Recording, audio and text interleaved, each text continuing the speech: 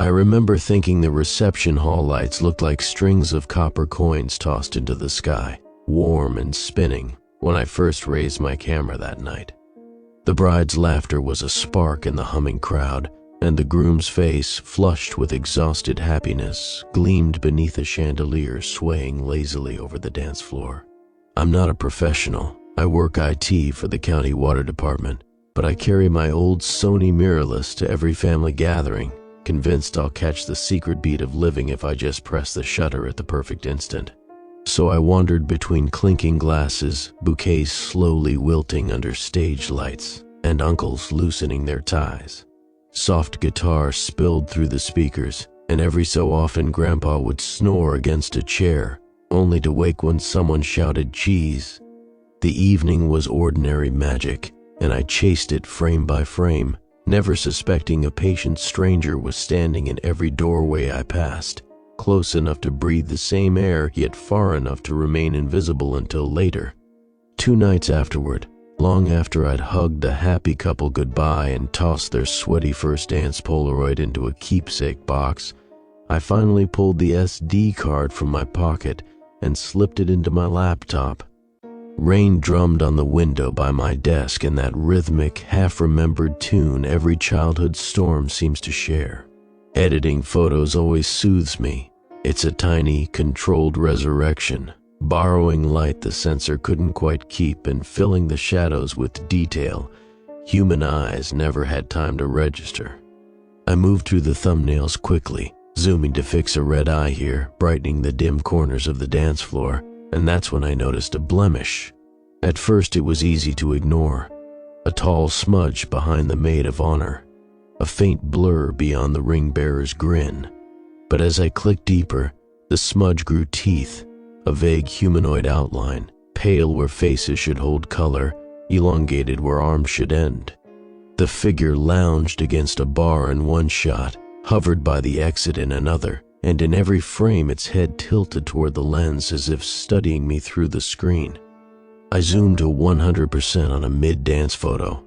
There, just behind the bride's trailing veil, stood that same indistinct silhouette. Nothing but soft, smoky edges, like someone drawn in graphite then hastily rubbed with a thumb. Yet the suggestion of eyes was unmistakable, dark hollows, 2 recesses absorbing flash without reflection. And something else, the shape was clean, too clean, the pixels unnaturally sharp around the blur, as though the camera's processor had cut it out from another file entirely and glued it into mine. A chill traveled my spine, not from the shape itself, but because I knew the hall's far wall had been only 5 feet beyond the bride. No one could have slotted into that gap without bumping fabric or tripping over chairs, yet here was a body where no aisle existed. My first instinct blamed software, some AI artifact removal glitch gone haywire, but when I pulled the raw files directly into a viewer, any notion of a processing error melted. A figure was baked into the data, present in every exposure from the bouquet toss to the last champagne toast. I closed the program, performed the digital equivalent of rubbing my eyes, and opened a different shot, then another, 10 more, 20. The phenomenon persisted. Sometimes the phantom lurked 20 feet back, half swallowed by bokeh, yet always oriented toward the camera.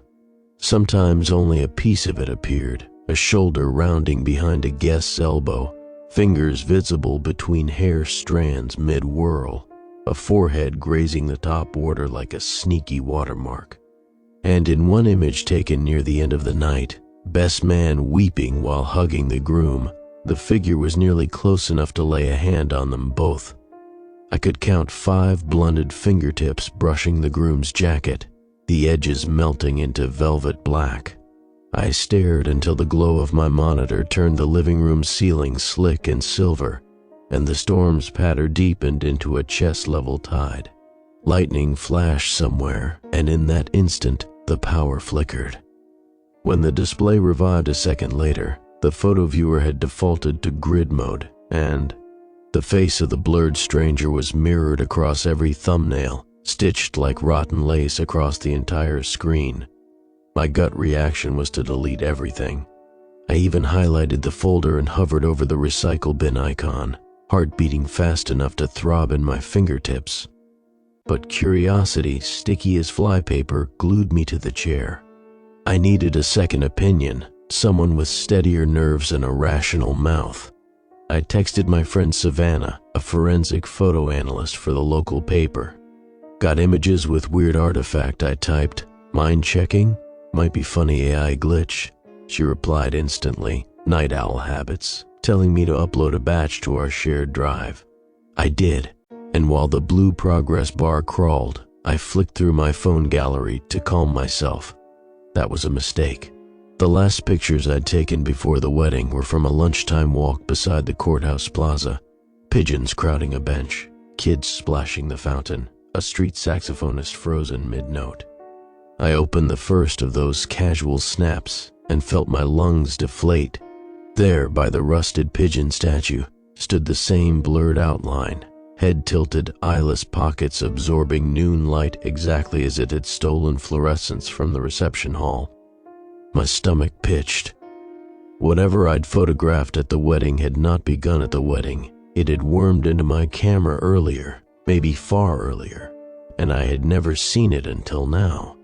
The upload dinged complete, and Savannah's typing bubble started pulsing. "This is freaky," she finally wrote.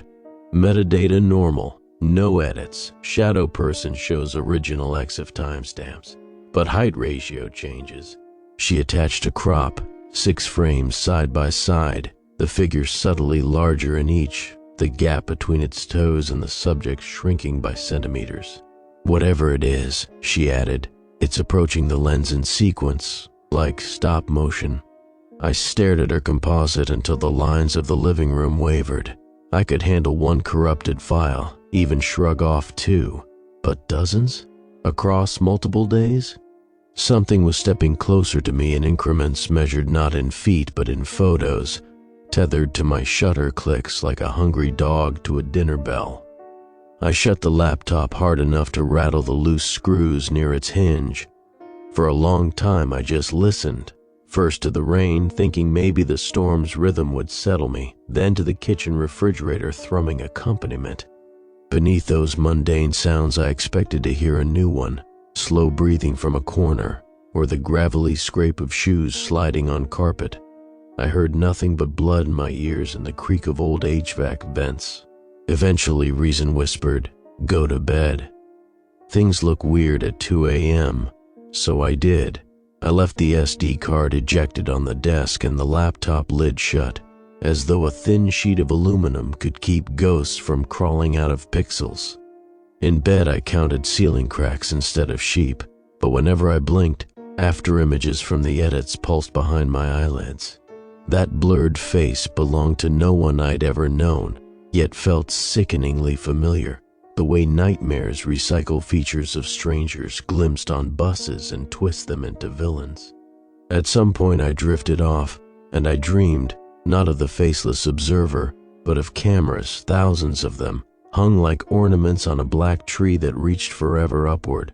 All the lenses pointed down at me, and behind each pane of glass I sensed movement, a slow, deliberate approach from dark hallways too deep for focus. I woke gasping just before sunrise, covers tangled around my legs as though I tried to run. Weak dawn light fingered the hallway outside my bedroom door, and the storm had passed, leaving the house unnervingly quiet. I stumbled to the bathroom, splashed cold water on my face, and avoided looking at my reflection, not because mirrors scared me, but because I half expected to see the blurred shape standing behind me there too, smirking at the limits of my waking sight. By the time coffee steamed from my chipped mug, Savannah had sent a final message. I tried isolating the figure's RGB channels. Weird thing, the blur layer encodes no color, pure grayscale, even when rest of image saturated. Never seen that outside thermal imaging faults. She ended with, "Dan, maybe reset your firmware, but be careful what else you shoot." Her well-intentioned caution landed like ice in my stomach, because she assumed I could choose not to keep photographing. But photography is how I process living, it's how I remind myself days happened, Asking me to stop was like asking me to blink only once an hour. Still, I decided to test her theory. I marched to the living room, picked up the camera, and turned toward the front window. Outside, the street was washed clean, sunlight carving diamonds off parked cars. I raised the camera, focused on the mailbox, and clicked. Before reviewing the image, I already knew the truth. Dread had pre-echoed the shutter. When the preview popped up on the tiny LCD, I didn't gasp. I simply felt the ground shift 1 inch beneath me. There was the mailbox, blue flag cocked. And there, leaning casually on its post like a lanky neighbor pausing mid-jog, stood the grayscale stranger, inches closer than in any wedding shot. Even the bark of our oak tree seemed to blur around its outline, as though the world refused to share the same dimension with it for too long, warping to make room. That morning I called in sick and drove to the camera store across town, convinced a new lens or sensor cleaning might solve what science named impossible. But on the way, at every red light, I felt a jolt of temptation to lift the Sony and snap the traffic, the storefronts, the woman walking her dog, proof I wasn't alone even when terror insisted otherwise. Each time I resisted, white-knuckling the wheel. Yet around noon, parked behind the store, curiosity triumphed. One photo, just one, of the alley dumpsters wearing last week's graffiti like bruises. Click. The figure appeared again, peeling from the shadow of a stack of pallets, now so near its forehead nearly scraped the upper border of the frame. That's when I understood closeness in this context was not measured in feet or meters, but in exposures remaining. And I had just sacrificed one more. I didn't go into the camera store after that. I just sat in the car, engine ticking as it cooled beneath the hood, staring at the photo on the LCD screen. The figure was hunched this time, not in any dramatic way, just slightly, like someone ducking their head to enter a low room. That subtle lean made it feel purposeful, intentional, as if it had adjusted itself to fit the frame, to fit me. My stomach turned when I realized it was starting to exhibit posture. I drove home with the Sony zipped tight in its case, like sealing it could freeze the thing inside. But I knew that wasn't how this worked. It wasn't in the camera. It wasn't even in the lens or the memory card or the firmware. It was in the act of taking the photo. The shutter was a ritual now, a summoning. Still, I had questions. How far back did this go? I'd only noticed the figure after the wedding, but I hadn't exactly combed through all my older photos lately. Maybe it had been there longer, waiting, distant and invisible, until it finally crossed some invisible threshold. So I pulled out an external hard drive from the desk drawer, an old silver brick I hadn't touched in over a year, and plugged it in. It hummed to life, slow and heavy, and I opened the oldest folders first. Vacations, family parties, random nature hikes. Most of the photos were a mess of awkward smiles and overexposed lighting, but I scrolled through them with careful eyes, heart thudding louder with each frame that didn't contain the figure. For a moment, relief. Maybe this was recent. Maybe this was something I could trace. Then I reached the folder labeled October 21 to Woods. That trip had been a solo hike, 2 nights alone in a state park I'd barely researched. I remembered the leaves being blood orange, the trails thin and unsteady, the fog rolling in fast enough to hide your own feet. The camera had captured it all, moss clinging to rocks like damp fur, my tent glowing like an ember in the dusk.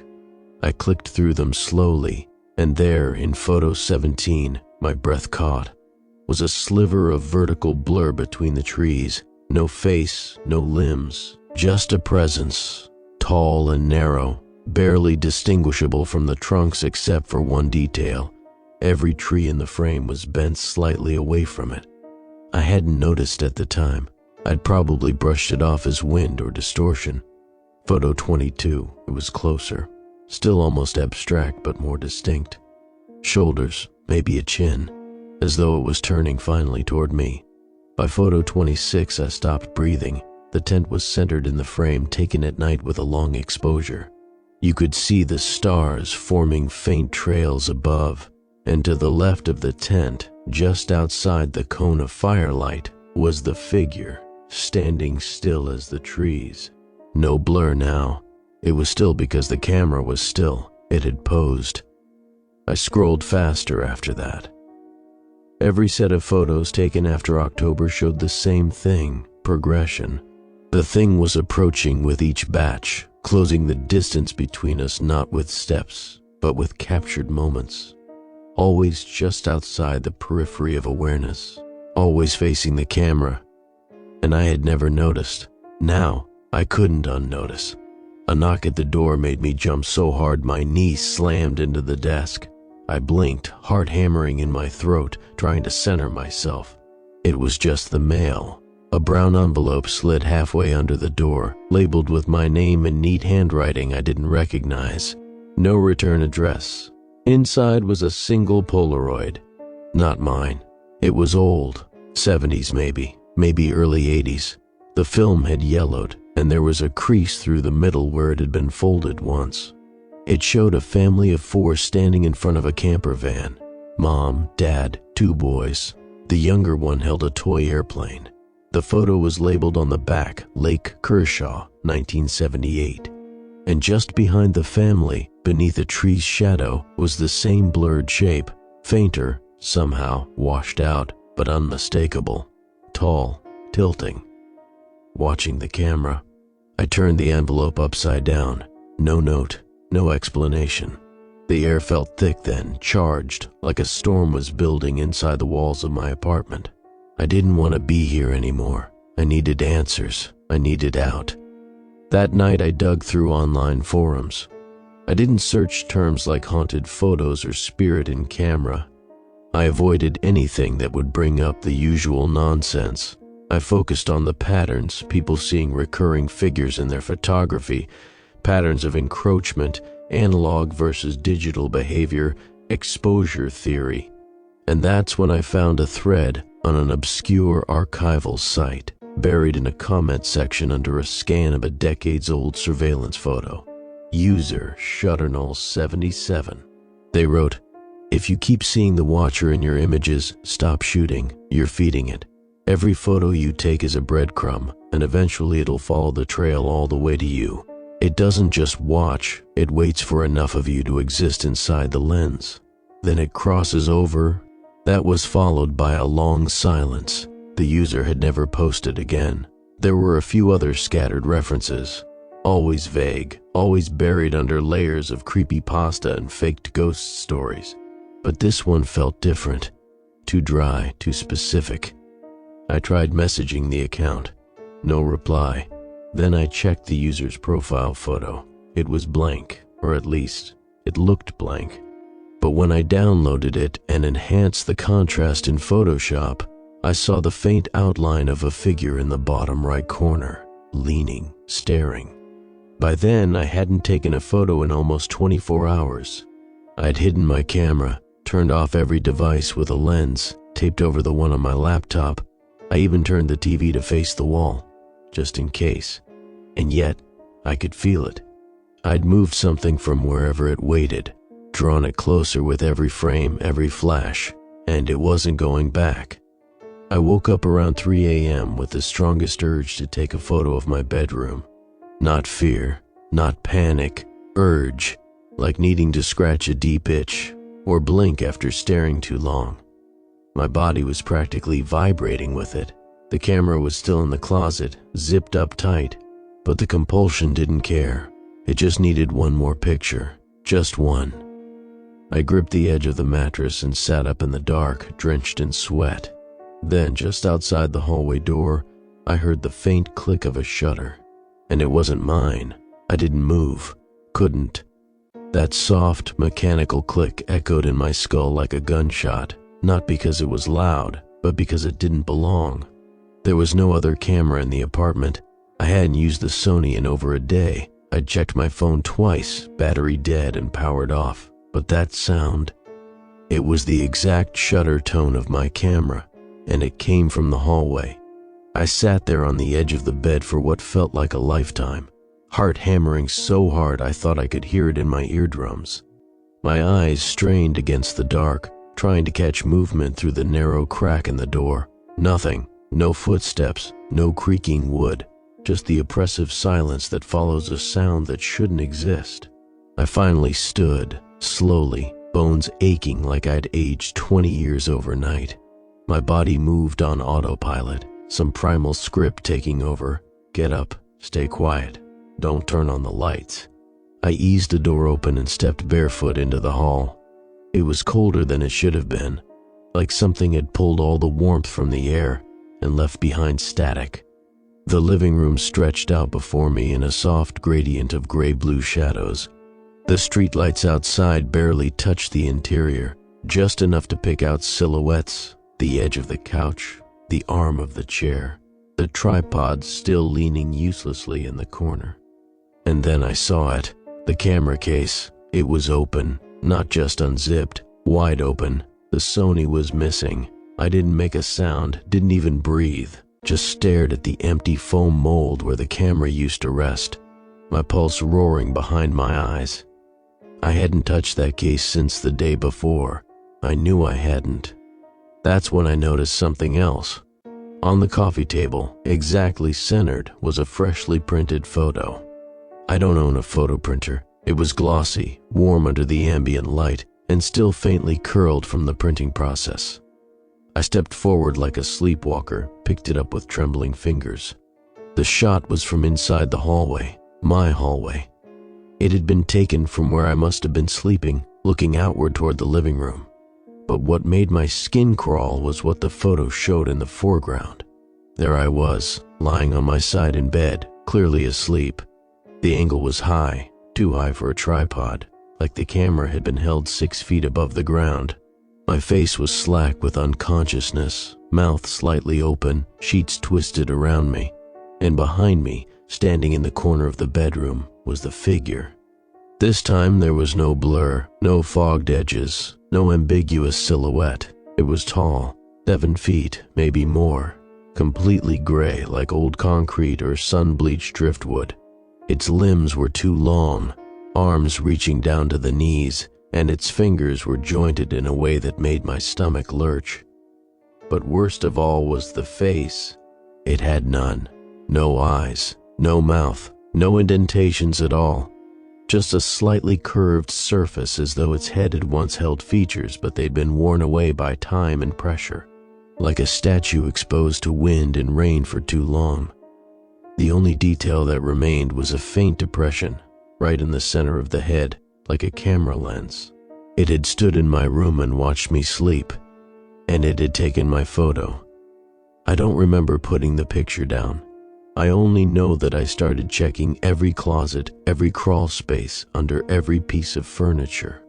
I needed to know if it was still here, but I didn't find anything.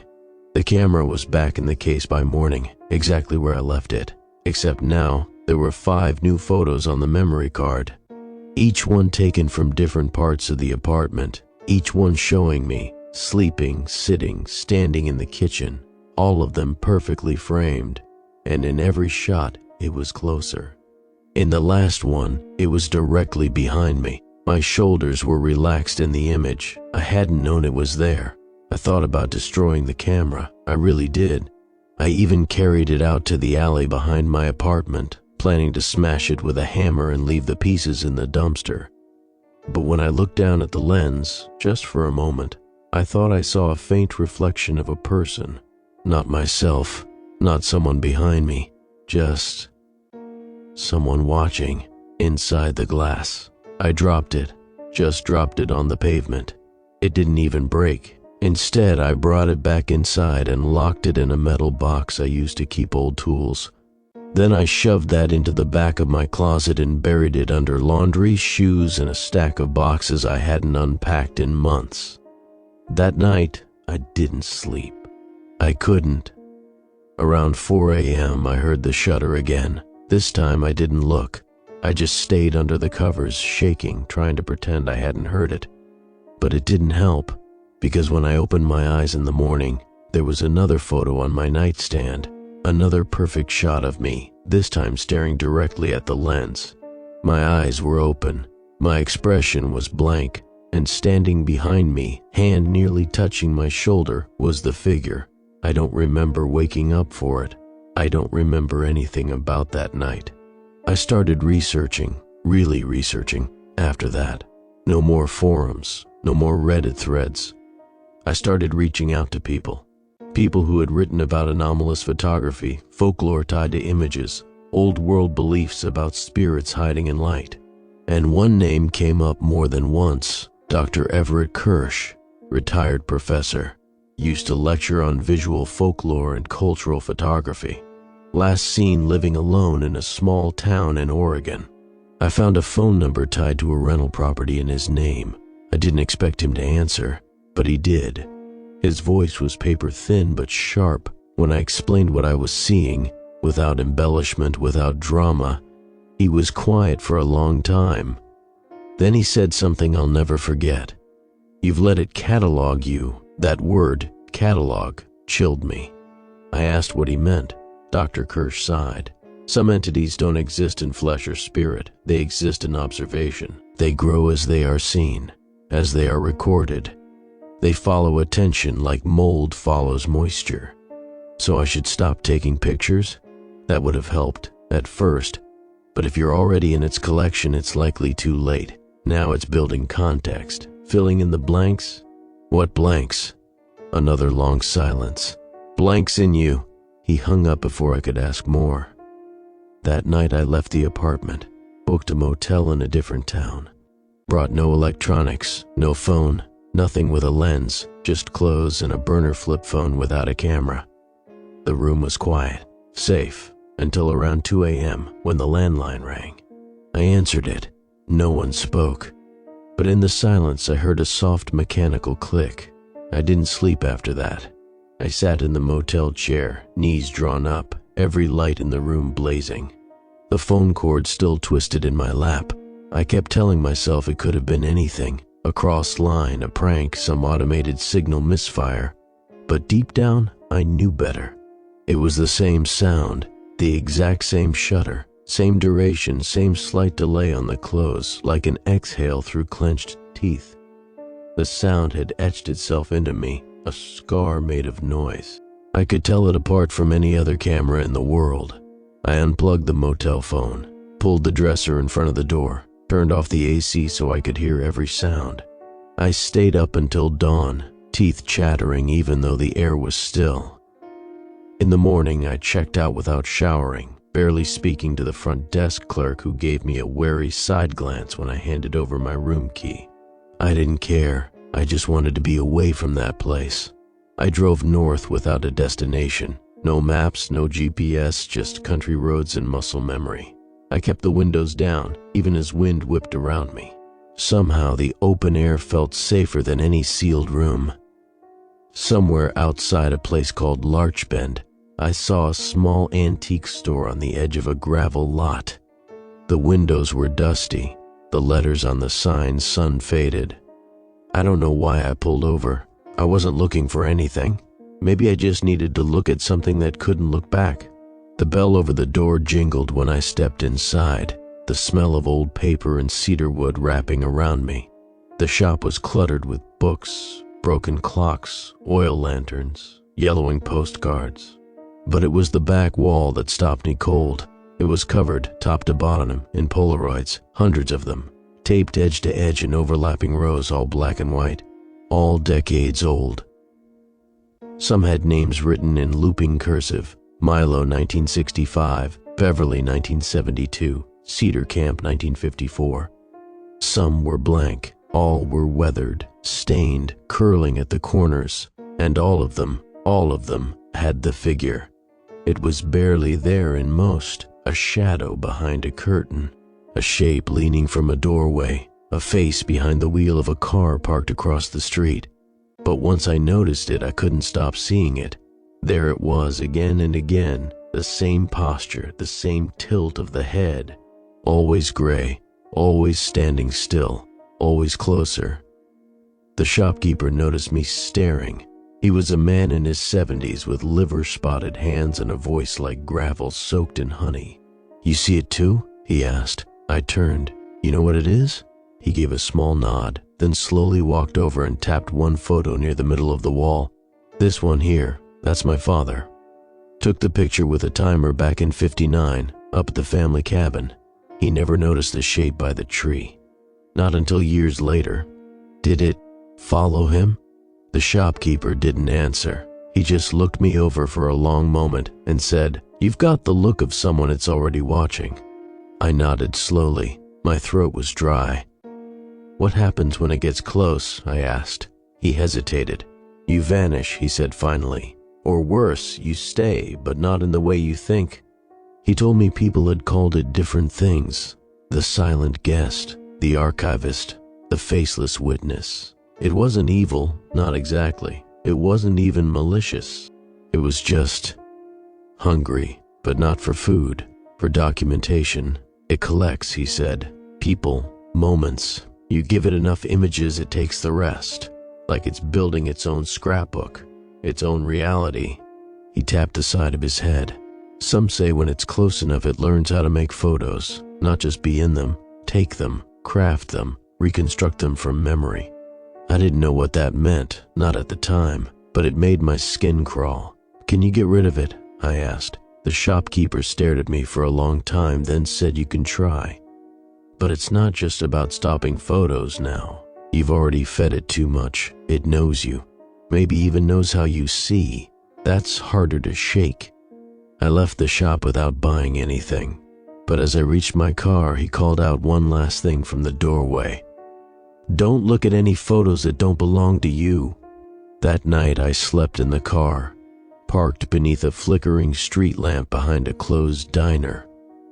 I didn't take any pictures, didn't look at any screens, just sat there, wrapped in a jacket, listening to the hum of insects and the distant groan of trucks on the highway. And then, around 2:30 a.m., someone knocked on the car window. 3 soft taps. I didn't move. I didn't turn. I waited. 30 seconds passed, a minute. Then another knock, softer this time, closer to the back seat. I forced myself to turn, inch by inch, heart climbing into my throat. No one was there. But something was tucked under the windshield wiper. A photo. I climbed out, hands shaking, and pulled it free. It was a shot of me in the car, from above, as if the picture had been taken from 10 feet in the air. My head was bowed, eyes closed. I looked peaceful, almost serene. And next to the car, just outside the driver's door, was the figure. Its hand was on the roof, just resting there, like it had been waiting for me to notice. The worst part? I didn't remember falling asleep. I crumpled the photo into a fist-sized bruise of glossy paper and flung it into the gutter. But the act felt childish, performative, like swatting a fly after it's already landed again in your peripheral vision. The thing had been inches from me while I slept, hand flat on the roof as though blessing the metal. Even now the sheet steel above my head seemed to tingle, warmed by contact I hadn't witnessed. I climbed back behind the wheel, turned the key, and drove before the lamp could flicker out again. Dawn took an hour to dilute the sky. During that time, the highway was empty except for my car and the steady thrumming paranoia that if I glanced at the rearview mirror, I'd see a shape in the back seat, still as a draped coat. I pointed north because it was the longest line on the map with the fewest towns.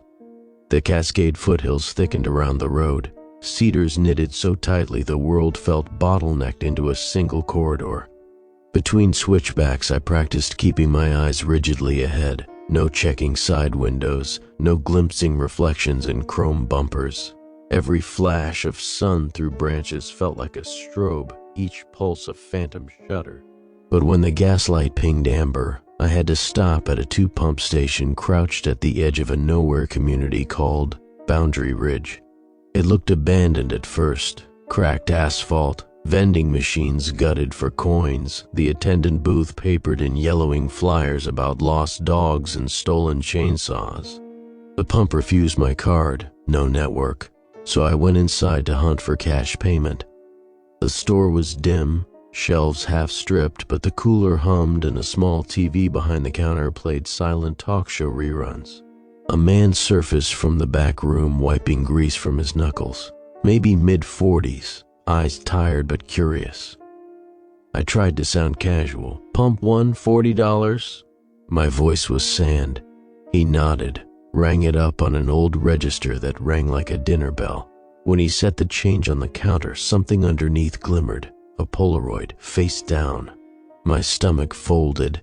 I hadn't seen him place it. I hadn't heard the clack of instant film. Yet it was there, fresh chemical scent mingling with dust and diesel. I started. The clerk frowned. Didn't what? I turned it over. It showed the exterior of the gas station moments ago. My car at pump 1, me stepping out, head turned downward exactly how it had been while digging in my wallet. The angle was impossible, elevated, dead center, as if the camera had hovered over the cracked canopy sign. And to my right, half hidden behind a support pillar, the faceless figure watched, fingers brushing flaked paint. It was so close I could discern faint ridges on the blank curvature of its head, like erosion grooves on a washed-out statue. My pulse roared. I shoved the picture toward the clerk. "Did you take this?" He recoiled, confused. "I don't have a camera. Haven't for years." He studied the image, brow nodding. "Why's the sign spelled wrong?" That's when I noticed. The weathered banner in the photo read, Boundaroo Railj, an L swapped for an I, the letters misaligned, as if whoever composed the shot had guessed the spelling from memory and gotten it slightly off. The error felt worse than the apparition. It was evidence of an intelligence approximating reality, rewriting little pieces because perfect fidelity was unnecessary. I left the store on autopilot, filled the tank, drove away before the clerk could ask for an explanation. Miles later, when adrenaline cooled, I forced myself to study the photograph again, hands steady this time, like an archivist appraising a cursed artifact. A hairline crack ran along the bottom edge where chemicals hadn't fused cleanly. That imperfection sparked a thought I clung to like a rope. Maybe the images could degrade. Maybe their maker wasn't infallible. I remembered Dr. Kirsch's warning about blanks. If the entity built its scrapbook from how I saw, maybe corrupting that input, feeding it noise, could starve it. I needed someone who could twist optics inside out, someone who treated cameras like clay. Savannah. She hadn't replied since my midnight panic texts, but she was the only lifeline left. I turned the car east toward the university labs where she freelanced. By the time I reached the outskirts of the city, dusk was bleeding into the valleys, clouds bruised purple. I rang Savannah from a payphone outside a shuttered diner. She answered on the second ring, voice clipped. "Dan, are you okay? You disappeared."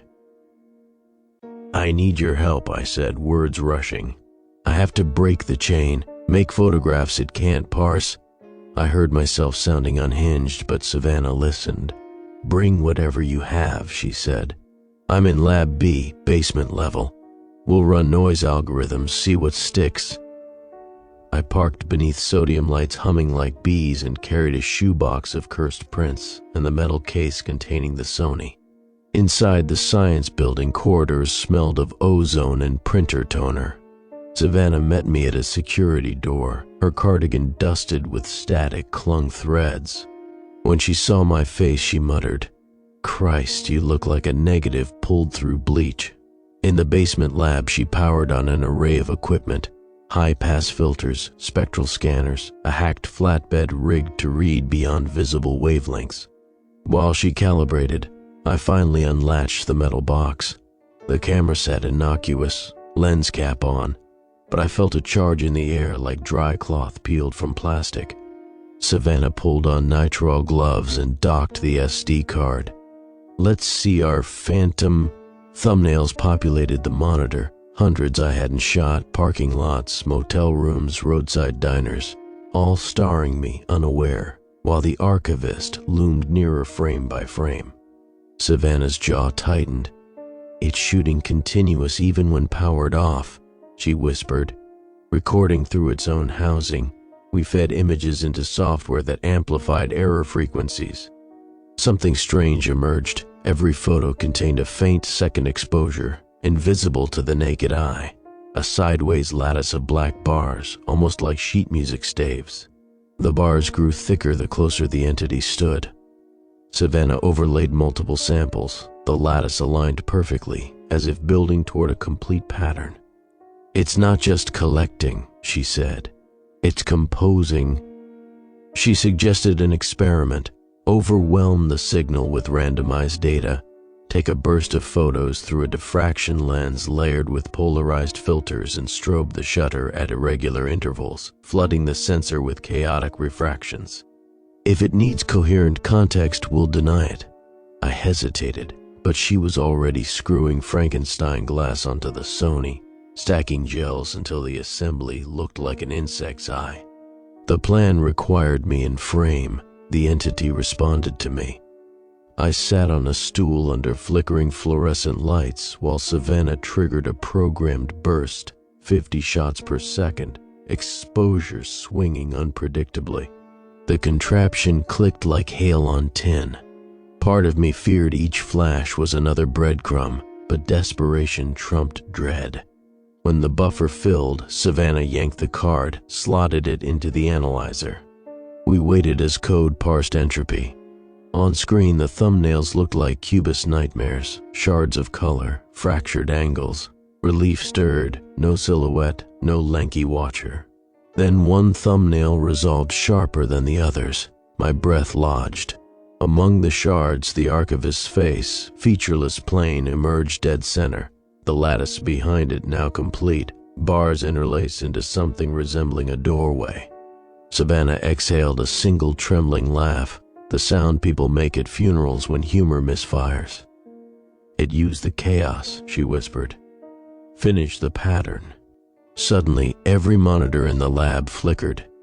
Static cascaded across screens, then washed into a grayscale image of the very room we occupied. Live, but drained of color. In the feed, Savannah and I were statues, frozen mid-horror. Behind us, the archivist seeped from the doorway lattice, shoulder by shoulder, compressing reality like a JPEG shrinking. I grabbed Savannah's wrist, bolted. In the hallway, fluorescence strobed, casting after images that felt like flashes. We hit the stairwell, concrete echo chamber, and sprinted upward. Each landing held notice boards plastered with student snapshots, club parties, geology trips, freshman orientation. In every poster, the archivist now lurked, retroactively inserted, head tilting incrementally toward our motion. We burst onto the ground floor. Emergency lights glowed red. Main power had cut. A security guard rounded a corner, hand on his radio. Before I could warn him, he snapped a Polaroid dangling from a neck lanyard. Campus policy for incident documentation. The flash bleached the corridor. The guard lowered the camera, squinting, but his expression melted to confusion. He stared at the print as it developed, colors blooming. He flipped it around. The photo showed only two figures, the archivist in perfect focus and the guard, already faceless, features wiped like chalk under rain. The guard touched his cheeks with trembling fingers, as if expecting to find smooth stone where skin had been. He screamed. Savannah pulled me sideways into a service tunnel. The guard's wail ricocheted, cut off abruptly. I didn't look back. We ran past pipes sweating rust until the tunnel speared into night air behind the building. Crickets rasped, ignorant. We paused beside a dumpster, lungs ripping for oxygen. Savannah's eyes shone with a mathematician's terror, horrified but analyzing. "It doesn't need you anymore," she gasped. "It can harvest anyone who photographs near its frequency. Your photos were the seed set." I thought of the lattice, door complete. "So it's loose enough," she said. "But maybe still anchored to its archive. Destroy that. Maybe we slam the door." Her gaze flicked to the Sony dangling from my neck. Inside that shell sat thousands of images, its catalog. The idea felt plausible. Smash the library, starve the monster. Yet doubt gnawed. What if erasure only scattered spores? Somewhere inside the building, another camera flash erupted, lighting windows white. Wet footsteps followed, like film unspooling across tile. Savannah met my eyes. We either burn the negatives now or we become them. I tightened my grip on the camera. For the first time since the wedding, resolve overrode fear. We needed fire, chemicals, obliteration, anything cameras couldn't translate. Somewhere in the maintenance shed were drums of solvent. The night smelled of ozone and fixer fluid, and the thunder of history repeating. We ran toward the shed, the Sony bouncing against my ribs, every swing another silent shutter counting down exposures I no longer intended to let reach zero. The lock on the maintenance shed broke with 2 kicks, Savannah's boots, reinforced with just enough fury to split rust from hinge. Inside, the air was thick with chemical ghosts, degreasers, solvents, dust choked by generations of neglect. A single naked bulb buzzed overhead, painting our shadows like stains against the cinder block. She pulled down a crate labeled disposal while I scanned the shelves, fingers grazing cans until they landed on one marked hexane in faded red. Flammable, volatile, perfect. We didn't speak. There was nothing left to say. I pulled the Sony from my neck and set it on the concrete floor like it might bite. The lens faced upward, glass glinting. I could feel it watching me. Not metaphorically, really watching. It was a presence now, conscious through the machine, breathing in shutters and focal lengths. It had learned how I saw the world and now mirrored it back as its own hunting ground. Savannah doused the camera in hexane. I added 2 more canisters for good measure. The acrid sting caught in my throat and nose, but I didn't back away. Instead, I reached into the shoebox and scattered every cursed photo across the floor. Some curled as they hit the wet surface, ink bleeding at the edges like paper trying to scream. I struck a match. For a second, nothing happened. Then the floor roared. A wall of fire exploded outward, pushing us back with a hot slap of pressure. The camera melted fast, black plastic folding in on itself, lens shattering with a sharp hiss. The photos caught like leaves, bursting one by one until the entire archive was nothing but bubbling ash and scorched air. We stood in silence, eyes watering, clothes hot to the touch. I didn't feel victory, not yet. The archivist had threaded itself into digital cracks, survived formats and exposure. Could it really be killed by something as blunt as fire? Then the building behind us screamed. It wasn't human. Not exactly. It was the whine of power lines being ripped apart, metal tearing at unnatural pitch, glass imploding room by room in a cascade of shattering memory. From the far end of campus, fluorescent lights blew one after another, chasing each other toward us like dominoes of voltage.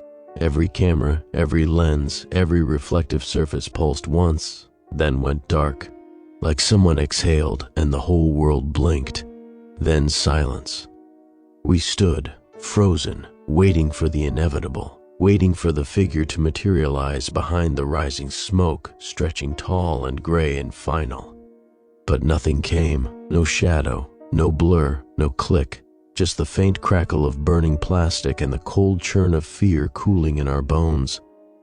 Savannah turned to me, voice ragged. "I think we—" And then she stopped. She was looking past me. I turned, slow, every hair on my arms bristling. On the far wall of the shed, above the scorched floor, something hadn't burned. One photo, just one. It hung there, pinned under a curling edge of melted film, pristine, untouched. I stepped closer, pulse pounding. It was a photo of me and Savannah, taken from behind. We stood exactly as we had moments ago, facing the fire, backs to the camera. And behind us in the photo was the archivist, only it wasn't standing. It was crouched, coiled, like it was preparing to leap. I dropped the photo. Savannah stepped back. Her breath hitched. "Is that new?" she whispered. I didn't answer. I didn't know, because I hadn't taken it. I hadn't seen it happen, but something had. That night we didn't sleep. We took turns watching the door, unsure whether the fire had severed the tether or only pissed off whatever lay on the other end. At sunrise we emerged. The world was quieter, more still, No flashes, no static, no impossible photos shoved under doors or tucked under wipers. I went back to my apartment. The walls didn't hum. The camera case sat empty. The prints, once plastered across my desk, were gone. For the first time in weeks, there were no eyes in the glass. But I didn't feel relief. Not really. Because something had changed. Not out there. In me. It took a few days to notice. Small things at first. My phone, when I powered it back on, showed strange thumbnails in the gallery. Moments I didn't remember capturing. Candids from odd angles. Places I hadn't visited. Then I found a photo on my desktop. One I didn't take. It showed my bedroom. Empty. No me. Just the room. And a camera on the bed, pointed at the door. I started leaving notes for myself. Locking drawers. Taking screenshots of what I'd done each day, just to prove my memory hadn't been altered. But even those screenshots began showing anomalies. A chair where there shouldn't be. A shadow in the hallway just on the monitor. And once an open mouth in the darkness of my closet, just visible through the grain. I called Savannah. She answered on the first ring, voice distant. "Have you noticed the photos don't show you anymore?" she asked. I froze. "What do you mean?" "I tried taking a selfie today. The background was fine, the lighting perfect, but I wasn't in the shot. I didn't know what to say." "Dan," she whispered, "what if it didn't just collect us? What if it replaced us?" I hung up. That night I opened the front-facing camera on my phone, just black, no me, only a faint white curve, smooth and empty, where a face should be. I smashed the phone that night, not gently, not in some frustrated toss onto the couch, but with the full blinding panic of someone who realizes they've just looked too long at something meant never to be seen. I brought it down hard on the corner of the counter, once, twice, a third time, just to feel the screen buckle and spiderweb beneath my palm. When it was over, the phone lay in pieces across the linoleum floor, battery split, fragments of glass like frost on tile. I sat there in the dark afterward, the only sound the wheeze of my breath and the blood in my ears. I didn't move for a long time. Part of me expected the shards to twitch, reassemble, or worse, blink, but they stayed still. Eventually, my brain started to reboot. No more cameras, no more reflections, no more recordings. That was the new rule, the only rule. And for a while, it worked. A full week passed. I unplugged every device in my apartment with a lens or a screen. I avoided windows after sunset. I only went out when the sun was high, and my shadow was too short to hide in. I stopped looking at people's phones, refused to glance at security cameras, even when walking past gas stations. And most importantly, I never took another photo. I kept in touch with Savannah through paper letters, handwritten, slow, safe, no digital trail. She agreed something was wrong with us. Not just the photos, not just the archivist, but us. Like we had been duplicated somewhere, and the original mold was starting to dissolve.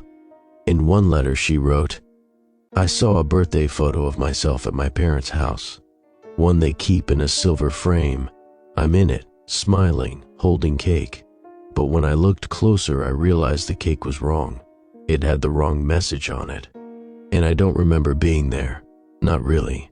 It's like my life is being rebuilt. From reference, I didn't know how to respond." How do you tell someone you feel the same way? That you woke up one morning and saw your bedroom reversed, bed on the wrong wall, light switch on the wrong side, only to blink and find it back to normal? Reality was bending, warping, and I had a sinking suspicion that the archivist wasn't just watching anymore, it was learning, and it was starting to get creative. 2 weeks after I destroyed the phone, I received a package. No return address, no postage mark, just a small cardboard box on my welcome mat, like it had walked there on its own. I stared at it for an hour before touching it. Inside was a disposable camera, yellow plastic, flash still intact, wound halfway, and tucked beneath it, a single undeveloped strip of negatives wrapped in tissue. I didn't recognize any of the images, not at first. They were all dark, blurred, the kind of shots people throw away. But the third one showed something that made my heart stutter. A figure, thin, pale, standing in what looked like my hallway. Not now, but years ago.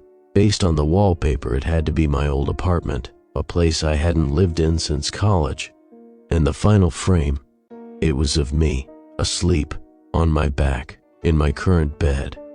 The shot was taken from the ceiling. There was no way that angle was possible without levitation or a drone. And even then, the lighting matched perfectly, down to the flickering street lamp that filtered through the blinds. The worst part? In the corner of the frame, crouched near the foot of the bed, was a figure holding a camera. Its body was elongated and bent in unnatural ways, knees touching elbows, head too smooth. It didn't look like it had a neck, just a seamless curve, and it was photographing me. I wrapped the negatives in 3 layers of aluminum foil and buried them in a toolbox under the crawl space. But the feeling didn't go away. That night, I didn't sleep.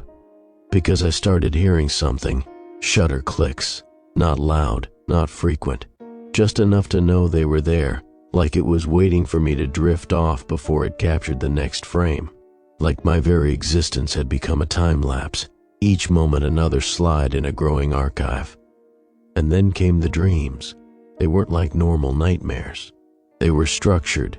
Each one began the same way, a blank room, walls pure white, no doors, no corners, just light. And in the center, a pedestal. On the pedestal, a camera. Always different. A Polaroid, a phone, a disposable, a DSLR. But they all turned to face me when I approached, and when the shutter clicked, I would wake up gasping, heart racing, drenched in sweat. The only consistent detail across every dream? A sound after the photo, a soft voice, not human. It said image saved. I stopped opening mail after that. I stopped leaving the apartment. Even when I saw shapes through the peephole, tall silhouettes standing too still in the hallway, I didn't move. I unplugged my doorbell cam. I drew the curtains. I taped over light fixtures, and I stopped looking at photographs altogether until the letter came. It was in Savannah's handwriting, shaky, off-kilter, like she'd been writing on a moving train. It read, "It took my face from my driver's license, then my voice from an old voicemail, then my smile from a yearbook. It's assembling me, piece by piece, but it's not putting me back together. It's creating something new. I think it's almost done. You need to burn everything, Dan. Not just the photos. Burn yourself out of the archive before it chooses you next." There was something else in the envelope. A photo, black and white. It was me, sitting at my desk, reading the letter. But I hadn't opened it yet. I sat frozen for minutes, maybe hours, staring at the photo. It was taken from the hallway, through the narrow gap between my door and the frame. My body was perfectly centered, hunched over the letter, lips slightly parted. The light on my desk was exactly as it was now. My shirt, the angle of my neck, even the way the paper curled in my hand. It was now, but it hadn't happened yet. That photo was proof that the archivist was no longer waiting for me to take pictures. It was taking them in advance. I dropped the letter. My skin felt wrong, like it didn't fit. I turned slowly to the door. The hallway on the other side was silent. No footsteps, no breathing, but I knew it had already been here, and if it had been, then something, some version of me, had already sat, read, and lived this moment long enough to be photographed. Which meant I was inside the archive, not just being hunted by it, trapped in it. That night I did the one thing I swore I wouldn't do again. I took a photo, not because I wanted to, because I had to know. I tore apart my closet until I found an old instant camera, something analog, unconnected. I didn't trust digital anymore. Not when the files could rewrite themselves. Not when my face could vanish from memory cards like I'd never existed. I loaded the film with shaking hands. Took a single shot of the living room, waited for it to develop. The image came in cloudy at first, then clearer, and there I was, standing in the middle of the room. But something was off. I wasn't holding the camera. I wasn't even moving. My eyes were wide open. My mouth was slack. My arms hung at my sides like dead weight. And behind me, resting its long-fingered hand on my shoulder, was the archivist. Its head was tilted, not studying me this time, but presenting me, like I was part of the display. Another photo in its gallery. I don't remember falling asleep that night. I don't remember getting to bed at all, but I remember waking up to the sound of scratching. Not loud, not frantic, just soft, deliberate, scritch, scritch, scritch, like a pen moving across paper. I followed the sound to my bathroom, and there, etched into the fogged mirror, etched, not written, was a message, not in ink, in scratches carved deep into the glass. Missing Daniel Everett, last seen here. I stared at it, mouth dry. That was my name, but I'd never told the archivist that, had I? That's when I realized something else. The mirror was cold to the touch, but the scratches were warm, still fresh. I burned the letter from Savannah that morning, tore it up and dropped it into the kitchen sink, lit it with a match and turned on the tap. The paper hissed and twisted, the photo too. I watched my face blacken and curl, the desk behind me melting into nothing. I did the same with the other pictures, the ones from the wedding, the alley, the gas station, the crawl space. I didn't stop until the apartment reeked of burnt plastic and old film. I thought maybe that would be the end, but it wasn't. That night, someone slipped another envelope under my door. I didn't open it, not right away. I placed it on the floor, sat across from it for an hour. Finally, I picked it up and held it to the light. Inside was a single photograph, but this one wasn't of me. It was of a wall, plain, white, featureless. Except in the center, a single frame, hanging crooked. Inside the frame was a photo, and in the photo, me, sitting cross-legged on the floor, holding a picture of a wall with a frame containing a photo of a man holding a photo of a wall. An endless loop, a recursion, a trap. The archivist wasn't watching anymore. It was showing me where I was, telling me, this is your place now, a permanent fixture, a still life, a subject. I don't know what's real anymore. I hear shutter clicks at random now, when the faucet turns off, when the microwave beeps, when the streetlight outside my window blinks twice in the same second. My reflection lags sometimes. My voice echoes wrong on phone calls, even ones I don't answer. Once I sneezed, and 3 different framed photos on the wall all shifted slightly, like they were syncing. I think I've become reference material, something the archivist consults while building its next creation. I'm no longer being followed. I'm being duplicated. And soon, the copy will walk out of the frame, live my life, and no one will ever know the difference.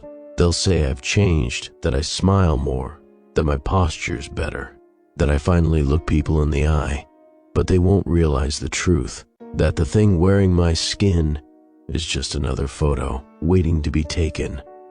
I stopped checking the mail after that, stopped answering the door, stopped touching anything that could render an image, screens, reflections, even shadows on the wall. I unplugged the fridge because its metal skin caught my silhouette too easily. I smashed the microwave's door with a hammer and turned every picture frame in the apartment around to face the walls, but it wasn't enough. Not when every single surface remembered. One morning I noticed a subtle change. The numbers on my digital clock weren't moving. The seconds sat frozen on 6:14:7. I tapped it, unplugged and replugged. Nothing. Then I realized it wasn't frozen. I was. The world around me continued, faint birdsong, traffic in the distance, and neighbors' muffled TV. But inside my apartment, nothing moved. Dust particles in the air hovered unnaturally. My breath didn't fog the window. When I blinked, the light didn't shift. It was like time had paused for me. Or rather, I'd been suspended, like a paused video, a still, a photograph. I screamed, punched the wall. The pain was dull, distant, like shouting into a pillow. My limbs were heavy, like they didn't belong to me. And then, just as suddenly, the clock resumed, 6:14:8, and the doorbell rang, 3 soft chimes. I didn't answer. I couldn't. My legs trembled like wet branches. A moment passed. Another. Then something slid under the door. I already knew what it was. I didn't want to look, but I couldn't stop myself. I bent slowly and picked it up. The envelope was thinner this time. Inside was a single Polaroid. This one was different. It wasn't of me. It was of a room. Gray walls, gray floor, seamless, like the dream room with the pedestal. But this time there was no camera, just a person, curled in the corner, knees pulled to chest, face buried in arms.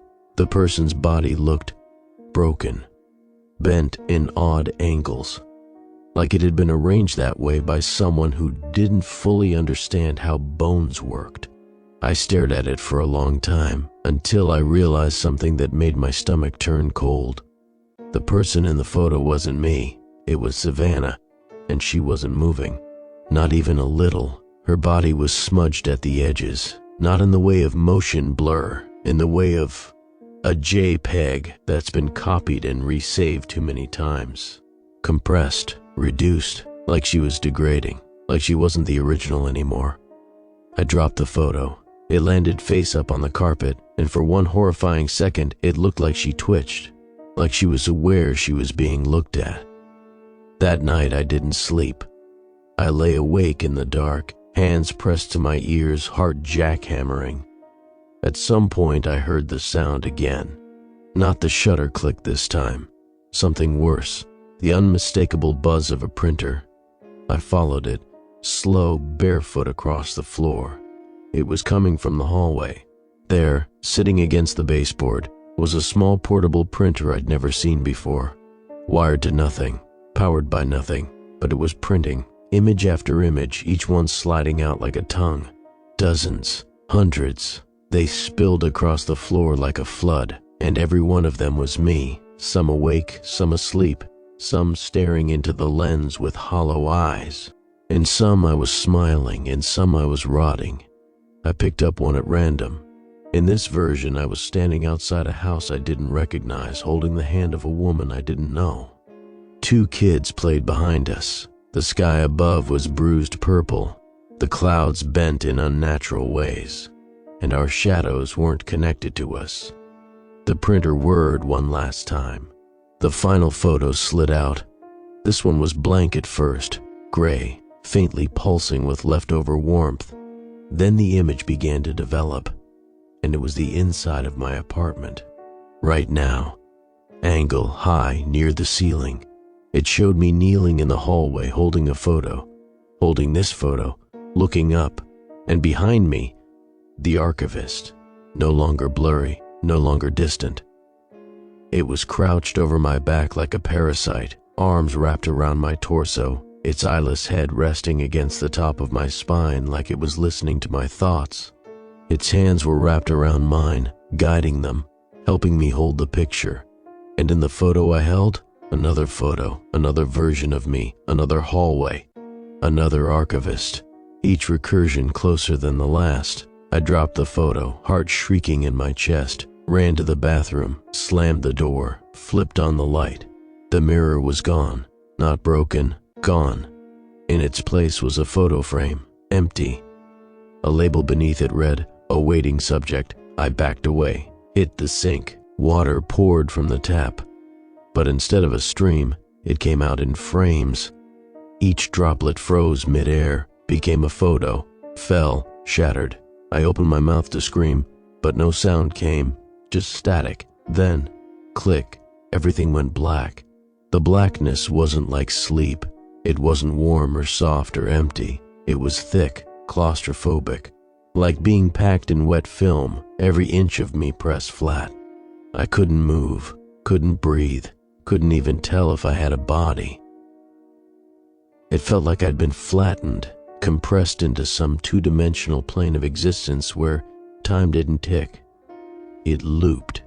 Then came the light, a dull flicker like a slide projector warming up in the distance. Then another flicker, and with it, sound, a fan humming, a bulb buzzing, shuffling paper, and slowly, so agonizingly slow, I began to exist again. I was seated, cold plastic under me. My fingers rested on something smooth. I could hear faint footsteps echoing behind a wall I couldn't see. My mouth was dry. When I opened my eyes, I realized where I was. A photo lab, not one I recognized, but it was real, physical. Rows of enlargers, chemical trays, red safety lights humming overhead. It looked like something from the 1970s, old, yellowed, and lived in, but too clean. Every piece of equipment in perfect order, nothing out of place. Except me. I looked down. On the table before me was a stack of printed photographs, all black and white. The first was a shot of me waking up in my bed. The second, me brushing my teeth. Third, me reading Savannah's letter. Fourth, me finding the envelope under the door. The sequence continued.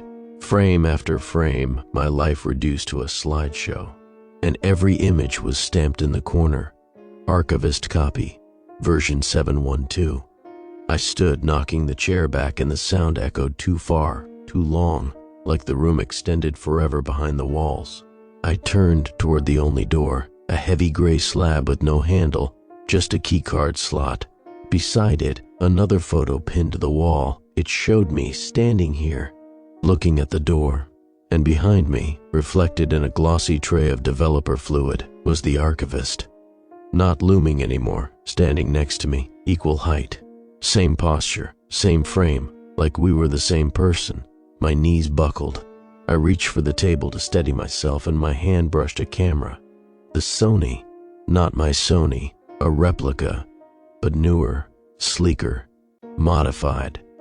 The lens was unfamiliar, wide, round, and dark as tar. As I stared into it, the aperture opened, not automatically, not mechanically, deliberately, like an eye. Click. I gasped, stepping back. The door slid open without sound. I ran through it. What I saw on the other side wasn't a hallway. It was a gallery, massive, endless. A museum of photographs mounted on clean white walls, each perfectly lit, framed in black. Hundreds, thousands, stretching on into forever. And in every single one, me, sleeping, standing, eating, crying. Dozens of versions, some older, some younger, some with different clothes, some with different injuries. All labeled, all cataloged. Some labeled Dan E, Prime, others Dan E, Echo, and one, at the very end, mounted higher than the rest. Dan E, template complete. In that photo I was smiling, but I had no face, just a smooth plane of gray. I ran through the gallery, past exhibits that looped like dreams, rooms within rooms, stairwells spiraling into themselves, mirrors that showed scenes from childhood homes I never lived in. I found a side corridor marked New Development and ducked through. Inside, rows of machines, projectors, printers, copiers. But they weren't plugged in.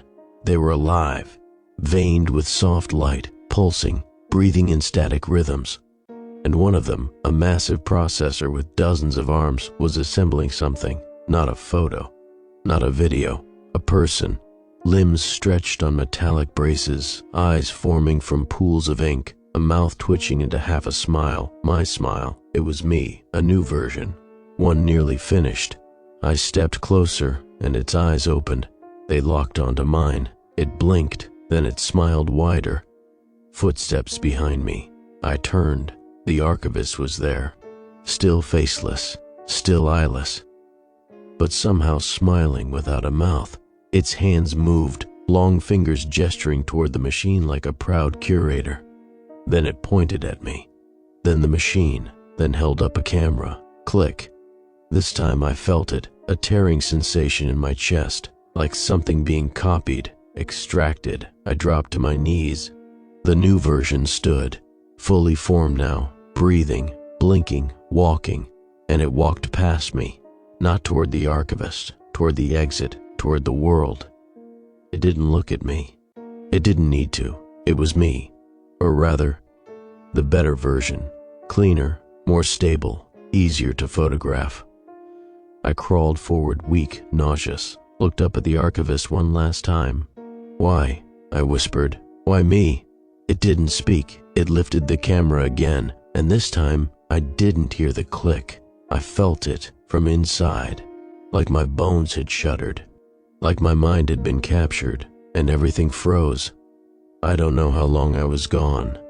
When I came back, I was lying in bed, in my apartment. The sun was shining.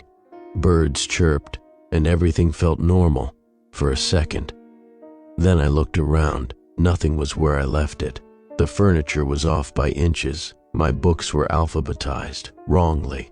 The labels on the spice rack were in my handwriting, but in slightly different letters. And on my desk, a camera, a new one, with a photo sitting beneath it, of me, asleep, labeled Dan E, version 8.01. I didn't touch the photo, didn't breathe for nearly a minute, because something about it, about me, was wrong. It wasn't the pose, not the angle. It was the feeling, like looking at a memory you know didn't happen, a version of yourself that acted like you, smiled like you, but wasn't made of the same stuff. I stared at the image. The person in the bed looked like me, same hair, same mole near the jaw, but the hands were too smooth, the skin too even, the shadows fell too perfectly across the body. It looked rendered, like the archivist wasn't copying anymore, it was designing.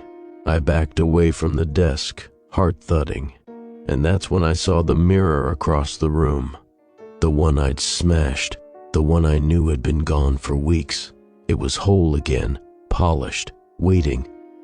My feet moved on their own, carrying me forward until I stood in front of it.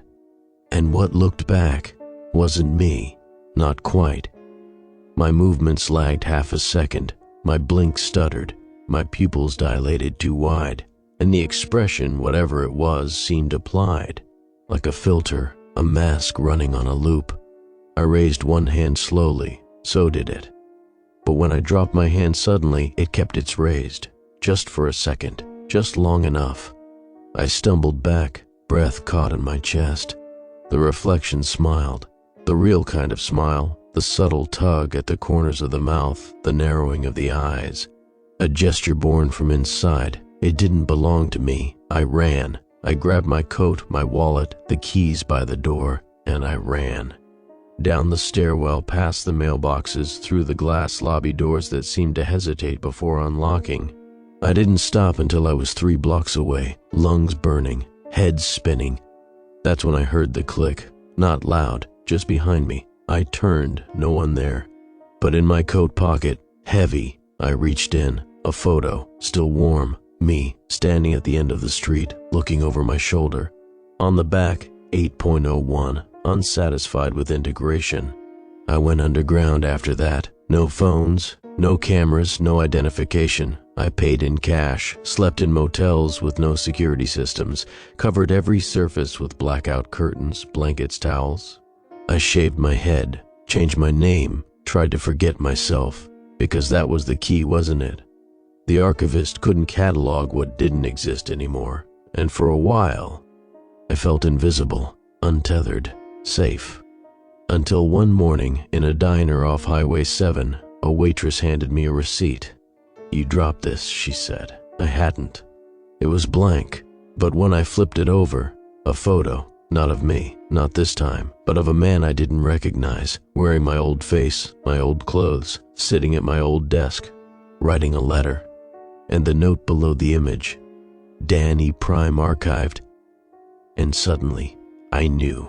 I wasn't the original. I hadn't been for a long time. Somewhere along the way, maybe when I saw that photo of myself asleep, or maybe long before, I'd been swapped, copied, reprinted, and now, the archivist wasn't chasing me. I was the copy trying to outrun deletion. I don't remember the last time I took a real breath. I don't remember what I looked like before the archivist refined me. I don't know how many of me are out there, how many versions it made, but I know this. Every time someone takes a picture of a crowd, a sunset, a family gathering, if you look close enough, there's always someone in the back, too tall, too still, face just slightly out of focus, and next to them, maybe me, smiling, waiting, because now I'm part of the archive too, and the camera is always on, forever loading, forever capturing, forever composing the next version. Maybe it's you. Maybe it already has been. Click, image saved.